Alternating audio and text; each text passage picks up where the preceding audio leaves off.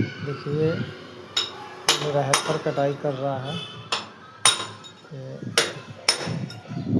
और ये हम लोग बाथरूम का सिर्फ फर्श लगाए हैं। कटिंग बहुत ज़्यादा है और ग्रुप देकर लगाया गया है। देखिए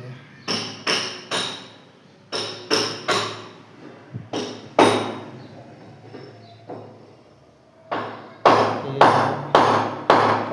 कंपनी का ये टॉल है और इसको ग्रुप देकर लगाए हैं।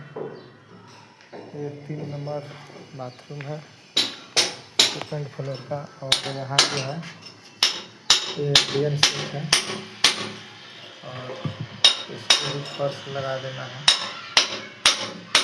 जहाँ तक तो आप लोग अपना कमेंट में ज़रूर शेयर कीजिए। जय श्री राम लिखिए। जय माँ भवानी।